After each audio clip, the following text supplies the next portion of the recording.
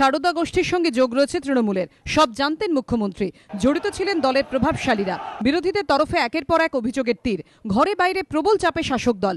এই প্রেক্ষিতে এবার খোদ তৃণমূলের মহাসচিব পার্থ চট্টোপাধ্যায়কে ড্যামেজ কন্ট্রোলে নামতে হলো, এমনটাই মনে করছে রাজনৈতিক মহল। মহাকরণে এদিন পার্থ চট্টোপাধ্যায় বলেন, আর্থিক নয়ছয়ে জড়িত থাকলে কাউকেই ছাড় দেয়া হবে না।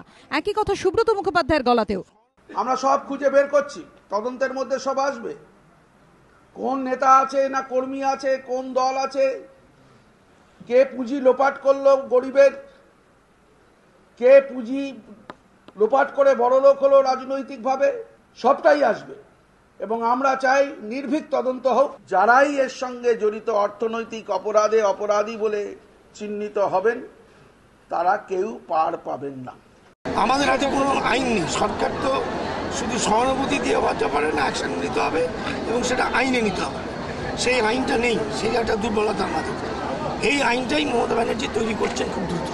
Chief Minister set up a special investigation team headed by the DG, and commission of inquiry is being set up.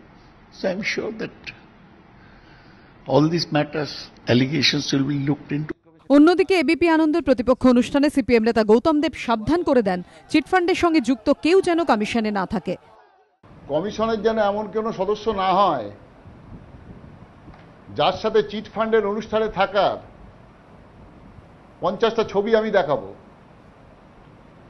এরকম কেউ যেন মেম্বার না হন, তাহলে গন্ডগোল হবে। শাসক দলের কোনো আশ্বাসই কানে তুলতে রাজি নয় বিরোধীরা। এদিনও সারদাকাণ্ডে ফের তৃণমূলকেই দায়ী করে কংগ্রেস। সিবিআই তদন্তের দাবিতে সরব প্রদীপ ভট্টাচার্য। সিবিআই এবং সিভিল ইনভেস্টিগেশন চাই। দুই একটি সংবাদপত্রে দেখলাম সিবিআই বলেছেন নাকি তাদের কোনো আপত্তি নেই যদি রাজ্য সরকার রাজি থাকে। আমি বলি রাজ্য সরকারের রাজি হওয়া উচিত। এই কেসটা যদি সিবিআই কে দিয়ে ইনভেস্টিগেশন না, কোন কেসটা?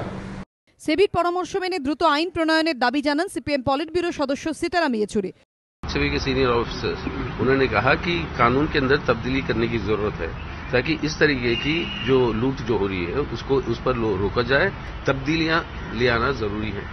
वो तब्दीलियां उन्होंने सरकार को भेजा। हम चाहेंगे कि सरकार मतलब उस तब्दीलियों को जल्द से जल्द कानून के रूप में बदले ताकि इस तरीके की लुटेरापन और लूट जो है ये बंद हो।